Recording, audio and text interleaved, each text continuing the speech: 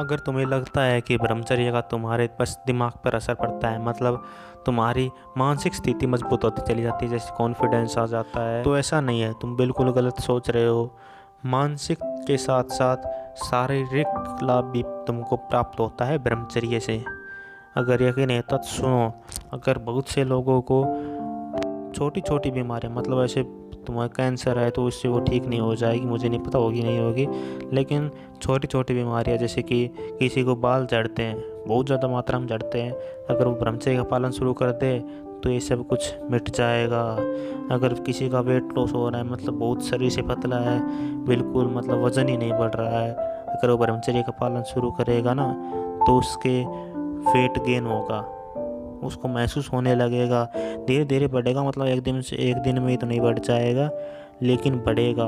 अगर किसी के आंखों के नीचे डार्क सर्कल्स आ जाते हैं, मतलब चेहरा बिल्कुल अजीब सा लगता है, तो वो भी ब्रह्मचर्य का पालन करने से निकल जाता है, मतलब तुम्हारा चेहरा एकदम साफ हो जाएगा। पिंपल्स आ जाते हैं बहुत से लोगों को, तो पिंपल्स का बहुत ही ज़बरदस्त इलाज है ब्रह्मचर्य।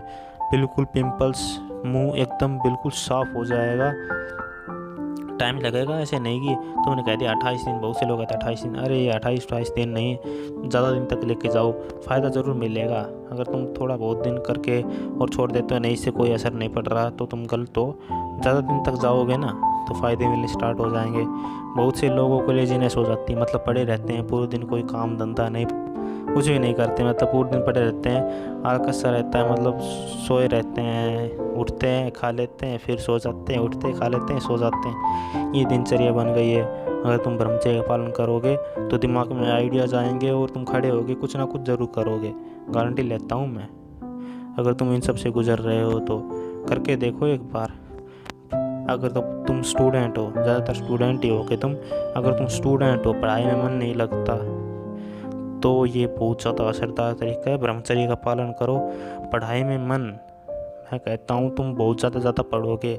अगर तुम्हें भी लगता है कि ऐसा कुछ नहीं होता तो करके देखो एक बार, मैं बता रहा हूँ तुमको, करके देखो एक बार। अगर तुम अभी पढ़ते हो और 1 घंटा पढ़ते हो और फिर तुम थक जाते हो, मतलब तुम नहीं थकते, तुम्हारा दिमाग थक जाता है, जल्दी थक जाता है तुम्हारा दिमाग, समझने की क्षमता बिल्कुल कम हो जाती है, मतलब समझ नहीं पाते हो चीज़ों को, प्रॉब्लम्स को सॉल्व नहीं कर पाते हो, बिल्कुल मतलब थक जाता है दिमाग। अगर तुम 1 महीना करके देखो, दोगुनी हो जाएगी, दोगुनी। 1 घंटे में दिमाग थक जाता था, अब 2 घंटे में थकने लगेगा। अगर तुम इसको एक्सट्रीम लेवल पे ले जाना चाहते हो, तुम्हारी मर्जी है, क्योंकि तुम्हें फ़ायदा तो मिल रहा है। अगर तुम ये एक्सट्रीम पे लेवल पे ले जाओगे ना तो तुम पता नहीं कितने कितने घंटे पढ़ पाओगे और तुम्हारा दिमाग बिल्कुल नहीं थकेगा। तुम्हें कुछ एक्सटर्नल चीज़ों की ज़रूरत नहीं पड़ेगी, जैसे कई लोग कुछ खा पी लेते हैं तो उनको थोड़ी एनर्जी आ जाती है, कॉफ़ी ले लेते हैं कुछ, मतलब ऐसे दिमाग में सोए दिमाग को जगाने के लिए, एनर्जी के लिए कुछ कुछ लेते रहते हैं। तुम्हें वो सब चीज़ें लेने की ज़रूरत नहीं पड़ेगी, तुम्हारा दिमाग इतना ही शार्प चलता रहेगा जितना कि तुम पढ़ने बैठे थे जब था। तो देख सकते हो, ये पढ़ने लिखने वाले बच्चों के लिए तो बहुत ज़्यादा लाभकारी है। जिनको पढ़ना है और टॉप करना है वो ब्रह्मचर्य के साथ इसको लेके चलो, बहुत ही ज़बरदस्त फ़ायदा मिलेगा। मैं कह रहा हूँ इससे बड़ा फ़ायदा कोई नहीं दे सकता तुम्हें, कोई दवाई, कोई दोस्त, कोई तुम्हें ट्यूशन टीचर, कोई भी इतना फ़ायदा नहीं दे सकता जितना तुम्हें ही दे सकता है। तुम्हें ट्यूशन टीचर क्या पढ़ा के दे देगा, ये तुम्हें सोचने का तरीका बदल देगा। तुम्हारा ट्यूशन टीचर तुम्हें कुछ पढ़ाएगा, लेकिन तुम उस प्रॉब्लम को सोचोगे मैं किस अलग तरीके से इसको सोल्व कर सकता हूँ। जैसे मैथ में तुम कोई क्वेश्चन सोल्व करोगे तो तुम्हारे दिमाग में नए आइडियाज़ आएंगे, मैं इसको इस तरीके से भी कर सकता हूँ क्या, मैं इसको इस तरीके से भी कर सकता हूँ क्या। तुम्हारा मतलब सोचने की क्षमता इतनी बढ़ जाएगी, नज़रिया बदल जाएगा प्रॉब्लम्स को देखने का। तुम प्रॉब्लम्स को देखते थे ना, ये सब क्वेश्चन है, रट्टा मार लिया जो टीचर ने पढ़ाया, उसके बाद कुछ नहीं, बस जो रट्टा मार दिया वो ठीक है।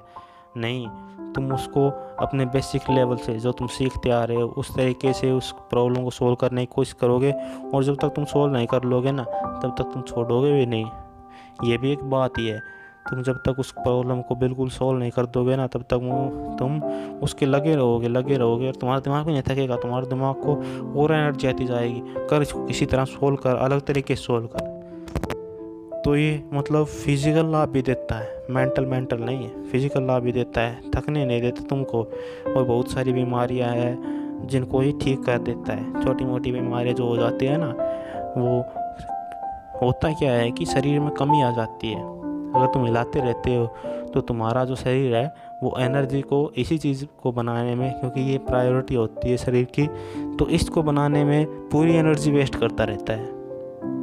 अगर तुम ये इसको हिलाना बंद कर दोगे तो इसका प्रोडक्शन उनको कम करना पड़ेगा, और वो और शरीर के बाकी हिस्सों में भी ध्यान देंगे, और ज़्यादा ध्यान देगा शरीर, तुम्हारे अलग अलग हिस्सों तक एनर्जी पहुंचाएगा, अलग अलग हिस्सों पे काम करेगा। तो फिजिकल लेवल पे तुमको बहुत ज़्यादा लाभ मिलेगा, ऐसा नहीं कि मेंटल फिजिकल भी बहुत ज़्यादा लाभ मिलेगा। और तुम्हारी मर्जी है तुमको करना है नहीं करना है। मैं तो यही सुझाव दूंगा कि ब्रह्मचर्य का पालन करो, फ़ायदे में रहोगे हर तरीके से, शारीरिक और मानसिक हर तरह लाभ प्राप्त होगा। अब आगे तुम्हारी मर्जी। ठीक है, बाय।